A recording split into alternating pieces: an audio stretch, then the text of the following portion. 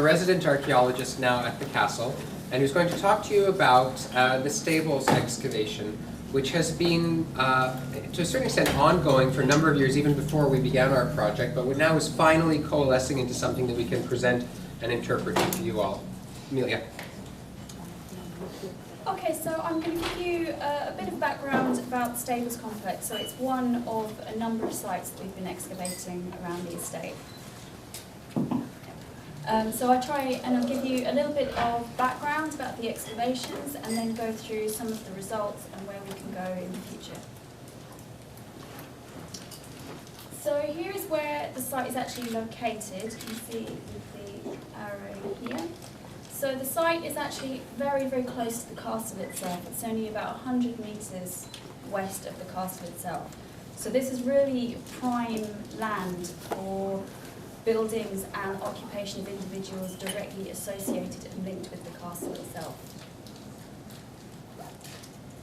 The excavations began in 1998, and then there was a period of 5 years of extensive excavations. These were led by Jenny Compton and Philippa Whitehall on behalf of the castle estate, and various individuals helped contribute to the excavations. So these included the Eastbourne Natural History and Archaeological Society, the Herstmonceux Castle Estate, the Beda International Study Centre, and students from various universities, including Sussex University. So it was a real mixed team of professionals, amateur archaeologists, enthusiasts, and students learning as well. The excavation started with a geophysical survey over the grounds, and this is a view looking to the east. You can just about see up here, that's the turret of the castle, so it's looking towards the castle itself. And this was intended to try and refine the excavation strategy further, to try and look for anomalies, refine the area they were actually going to dig, and sort of help how they would proceed in the future. Unfortunately, there's a lot of debris in the ground, so there were a lot of anomalies, so it didn't really help refine the strategy, but it did give them an initial focus. This is the start of the excavations, and I think you can see from the level of the turf, the archaeology is directly below the surface. This meant that we couldn't use, and still can't use, machines really to take the turf off. It's very, very labour intensive. And so literally as soon as the turf is off, the actual remains are exposed. So the strategy for these early excavations was an initial overall exposure, and then hand excavation of individual features, exposing the walls, cleaning them up, and then careful hand mapping onto drawing film of every single feature, every wall, stone by stone and brick by brick. The standard, we normally plan at 1:20. For these walls, it gets enough detail without going overboard. As the excavation seasons progressed, further areas were exposed, and as you can see in the top picture here, they've slotted this area.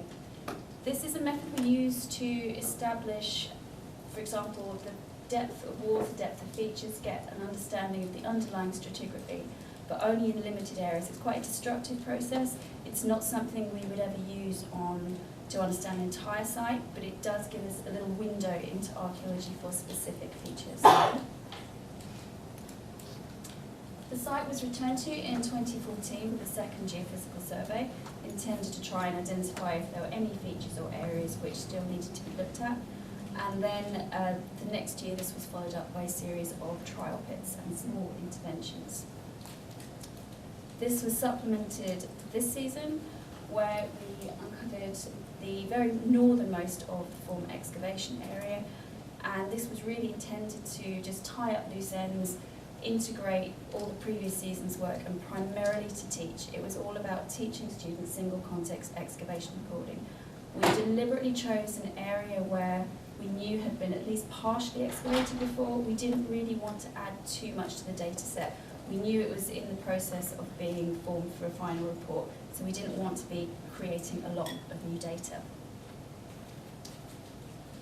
So as with the earlier work, it was very labour intensive. There was a lot of foliage, the turf, it was very uneven ground, so everything had to be done by hand. And following the exposure of the walls, which you can see are already exposed in here and here, We set up a local site grid, and then students started to record absolutely everything. So we form what we call a pre-excavation plan. So we plan everything that we see as we see it as a starting point. So this forms the full area that we've exposed, and then feature by feature. Anywhere where discrete features and archaeological deposits were identified, we hand excavated these. And again, with the single context method of excavation. So the single context, a context can be associated with an event.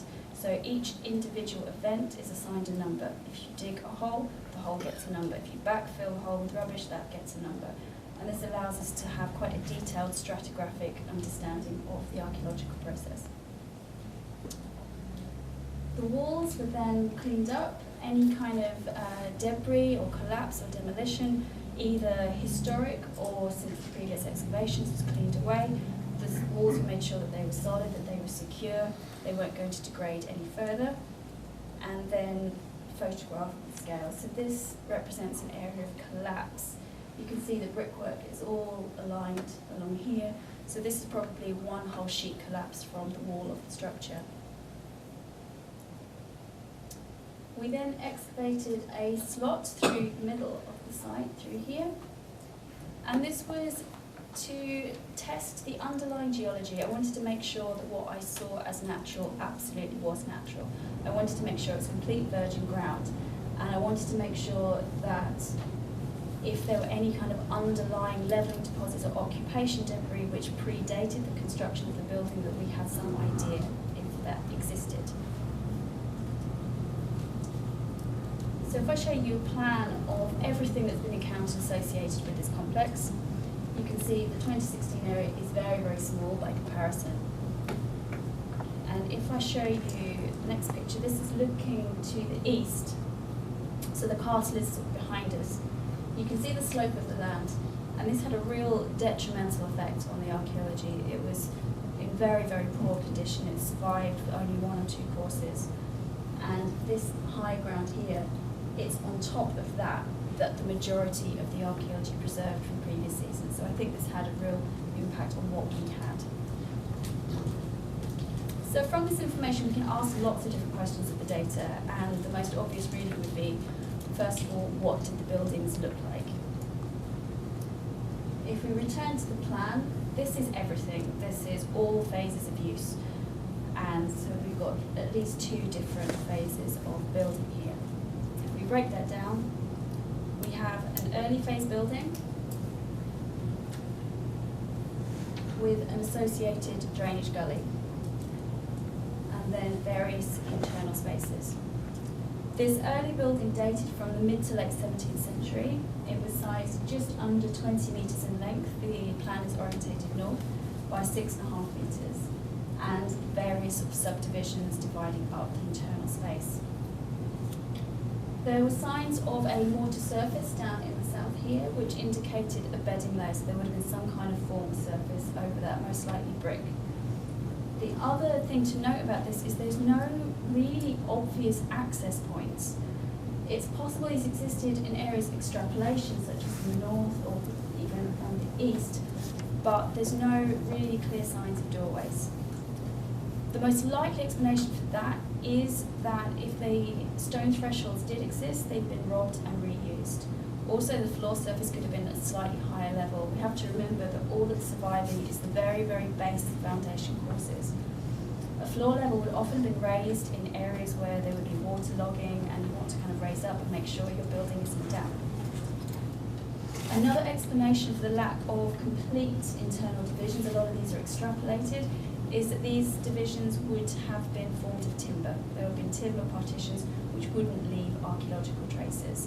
The timber would be reused, or it would have rotted down, but it wouldn't actually scar the actual ground itself.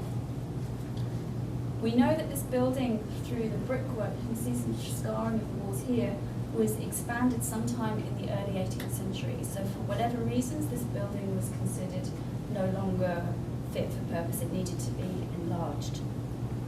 However, this scheme of work didn't seem to satisfy what was actually needed. So by the early 18th century, a second structure was built.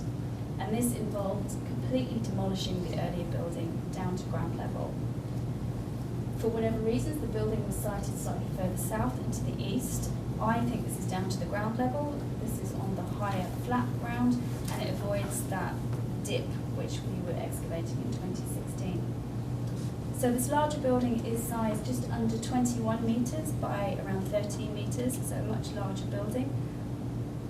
And this was also subdivided. Again, we have the same problems with this structure as the earlier one, in that the access points are not clear. And again, for the same reasons, these could have been at a higher level, the stonework robbed away and reused.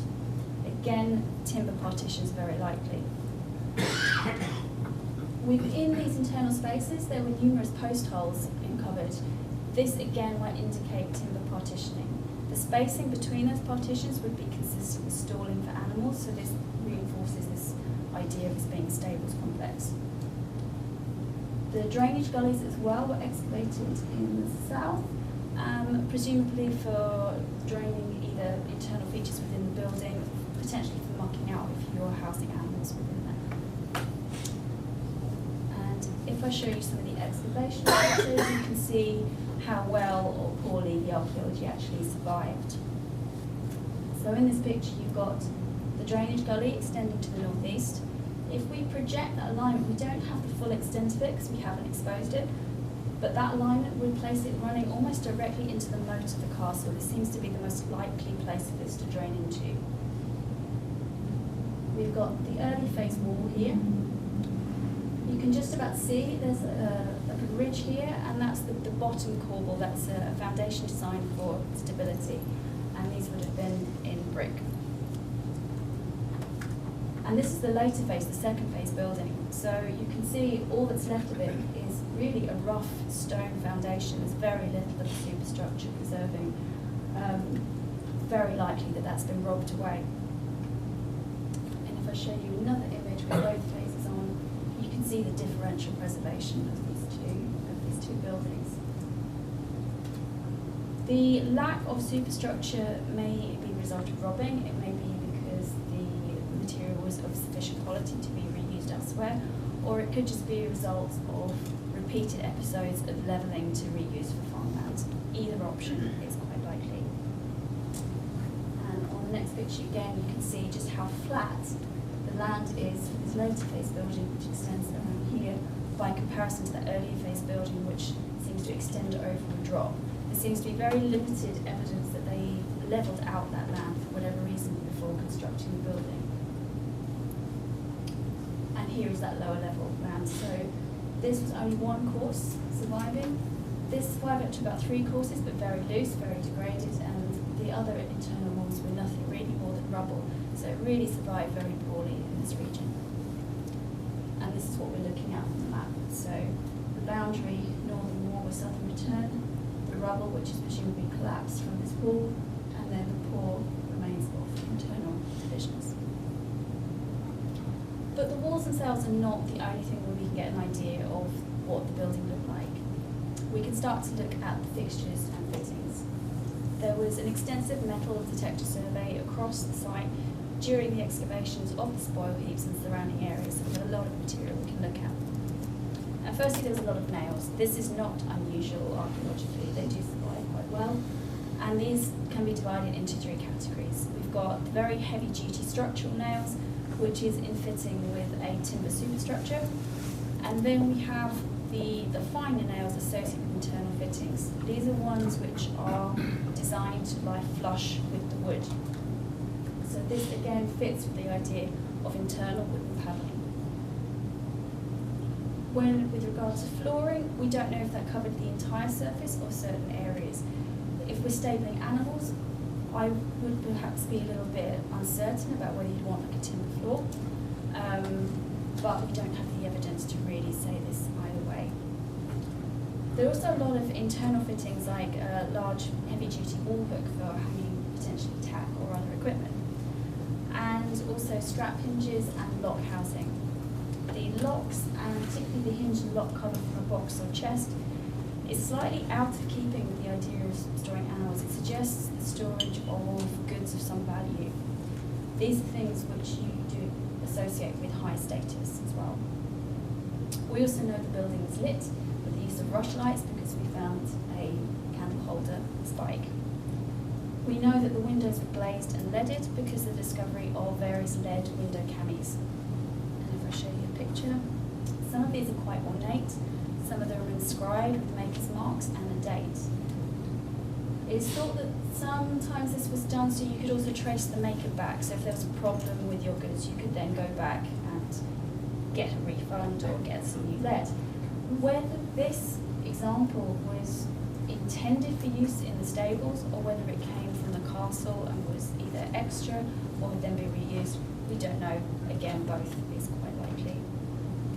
And here's an x-ray of one of the keys that we found. So we had some really nice little objects. The next question we'd want to ask of this is who actually used the buildings? People, animals, when were they there, why were they there?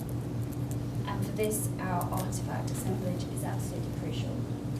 Although the excavations didn't produce a large assemblage, what we call archaeologically a large assemblage, more small to moderate, it did produce a wide variety of finds, so we can draw on all of these things to get some kind of sense of what was happening. So there are a number of coins and metal objects and small finds, again thanks to the metal detecting survey. Clay tobacco pipe, it's very useful archaeologically, it survives very well, and then of course the pottery and the animal bone. So of the coins, around 15 coins were recovered through the course of the excavations, and these were various date ranges. So we had coins which predated the construction of the castle and coins used during the early occupation of it. These are likely to be residual materials. These are casual losses that have been turned over in the ground, which has then been later used as levelling deposits.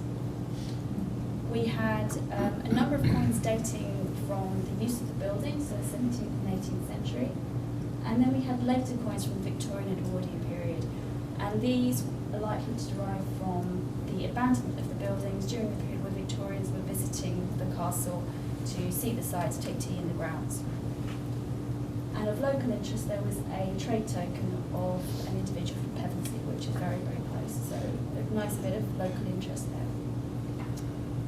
Also of note was a possible love token. So this is formed of two groats of Henry VIII, with the coins, one is curled around the other and kind of stuck together. And these were presented as this form of love tokens. By curling them together, it is thought it preserved the amuletic properties. And this had the added bonus that the recipient, if perhaps they didn't return the sentiment, they couldn't just go and spend them. So, extra bonus there. The next category of find, again, really common archaeologically but very, very useful, was the clay tobacco pipe.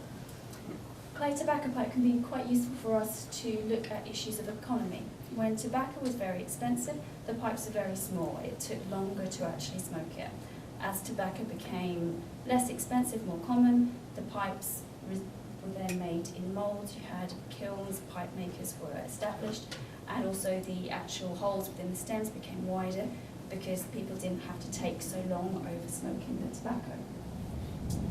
We think that pipe makers were beginning to arrive in Sussex in the 1660s, and the benefit for us is this material, it survives really well. It's very common, particularly from the 17th century onwards, and it's highly datable. With enough pipe stems and pipe bulbs, you can actually date a deposit to within 20 or 40 years even, so it's very, very useful archaeologically. So here are some of the bowls. The bowls are where the tobacco would have been stored, and then this is part of the stem. If we look at the whole assemblage, unfortunately there was a lack of maker's marks. However, the one that did exist was of a local individual from Lewis, so it's a really nice local connection. It suggests these are being made locally, and the fact that these pipe makers are quite well documented as well, they were regulated. We know he died in 1699, so we have a really nice date range for this piece of pipe. A lot of these derive from the second phase of the building. Unsurprisingly, the first building demolished and then cleared. And so this may result from demolition debris. It could be from people within the stables itself, or people just hanging around the complex, smoking, and then chucking their pipes broken on the ground.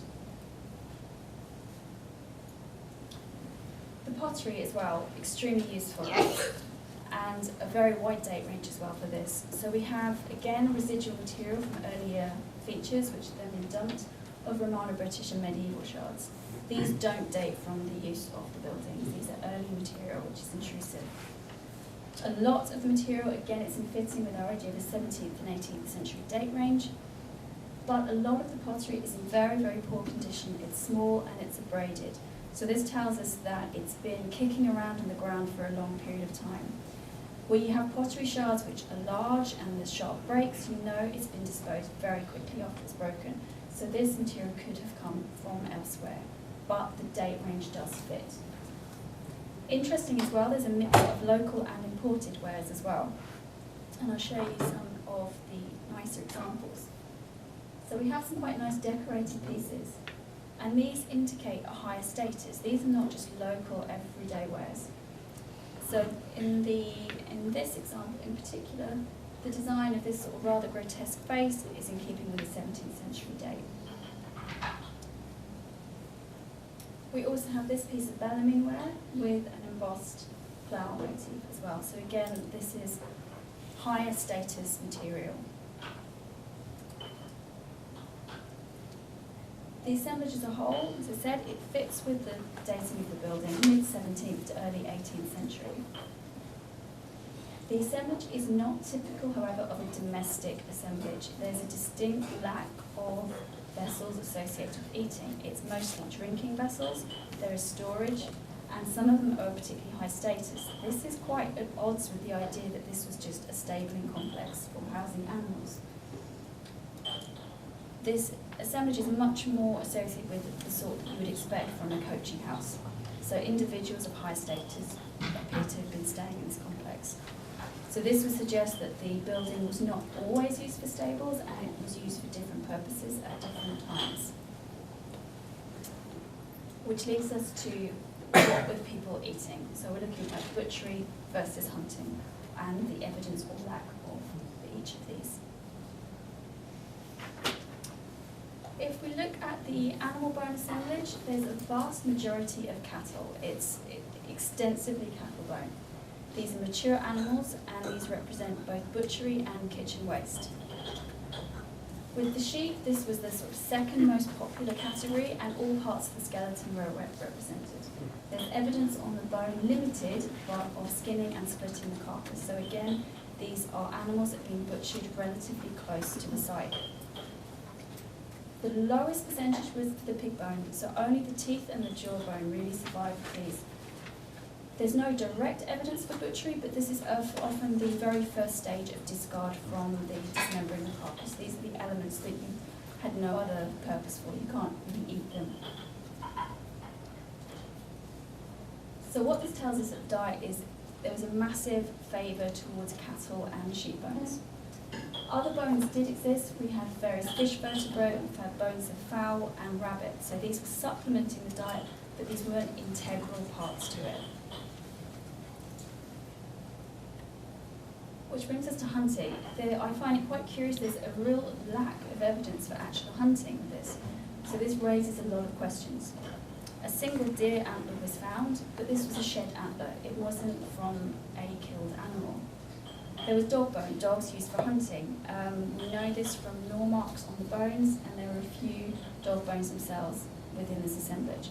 We know there were kennels nearby, so hunting was taking place.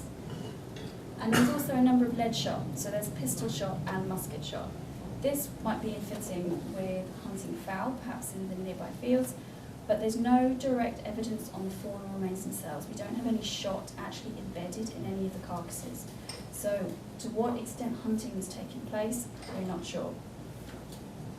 Other questions this might raise is, if hunting was still taking place during this period, do we just not have the assemblage in this location? Or alternatively, were the sorts of animals being hunted, if deer was still being hunted in this period, perhaps it just wasn't consumed here. It was for the next status up, and therefore that would be the kitchen waste that we would find elsewhere. So finally, how were these buildings actually used? So I've already mentioned there seems to be a mix of activities going on. There's signs of animal use and also for coaching as well. Plus we have more of the perhaps more mundane items, so we've got lots of tools as well. So we have a spade of the 17th century, saw fragments, scissors, a pointing trowel blade, knife fragments. These are all sort of more everyday tools that individuals might have used and broken either during maintenance of the building or the surroundings, or even during construction and or demolition works. So these are all sorts of things that will be essentially just thrown on a pile of the remainder of the demolition debris. But interesting for us, going back to this idea of being stabling, there was a lot of equestrian equipment. We had around 20 whole or part horseshoes. There were various farriers and nails for shoeing. There was part of a fragmented spur, leather studs, and fragments of a chain. This was supplemented by extensive amounts of horse furniture.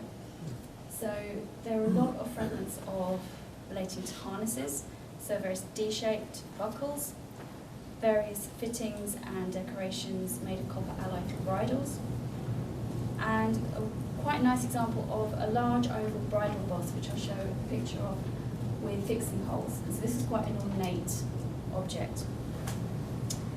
There was also a very intense distribution of objects relating to an individual bridle. This suggests that a bridle had rotted down in situ and just been left on the ground. There was slight scattering because of ploughing action, but this is a very, very unusual find archaeologically, so it's quite nice to have the complete assemblage of this. To give you an indication of a bridle boss, this is an earlier painting, but it's these things here. So we've got the bit and on the headpiece as well. So these are quite ornate objects that again might suggest something about status. We also had dress accessories as well from the individuals that may have stayed or lived or worked around the area.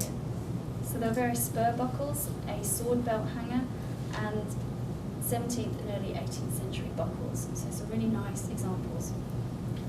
There are also a number of lace ends or lace shapes. These are small pieces of metal which would fit on the end of a lace to enable lacing up.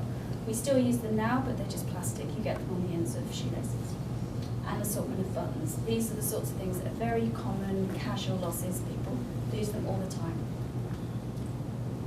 And some examples of the buckles. The scale is a 4 centimetre scale, so they're quite small but very, very ornate pieces.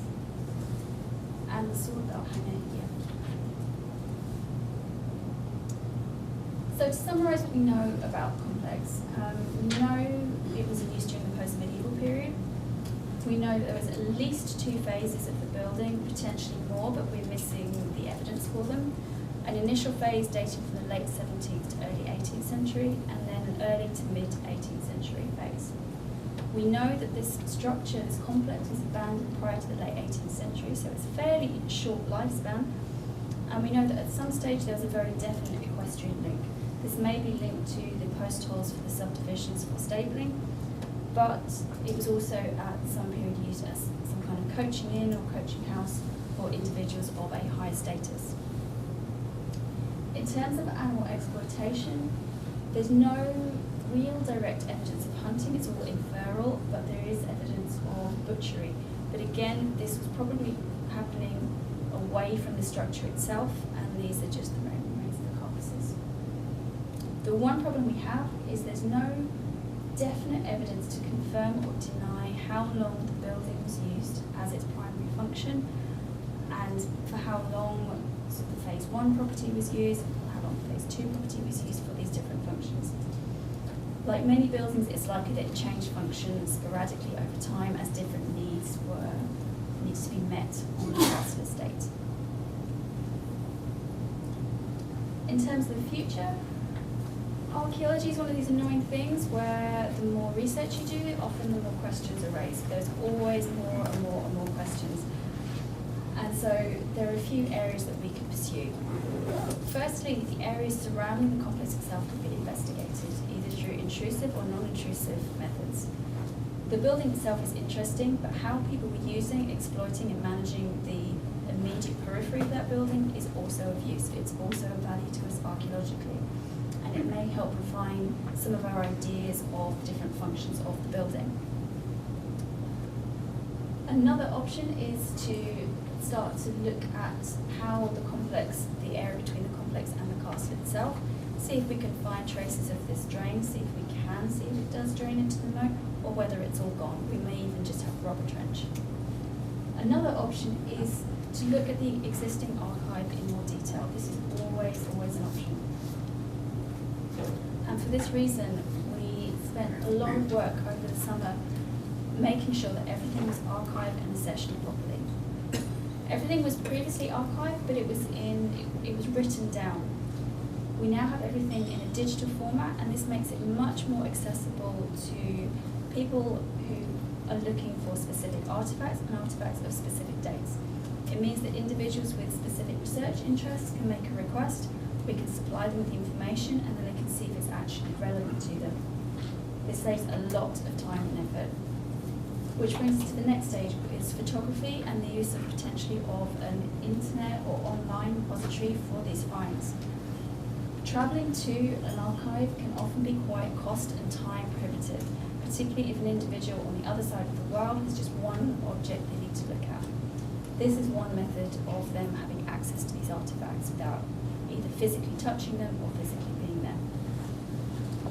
And lastly, something I'm hoping to institute with the coming term as part of the undergrad option is to run a few sessions on artefact analysis, handling, and give the options once I've assessed the finds for stability, making sure they're not too fragile, to give them the option to pick an object from the castle archives and then try and carry out research on that, seeing how much information they can find about that artefact, look for other examples, look for parallels, and come up with some kind of story or narrative about how that artefact may have been used.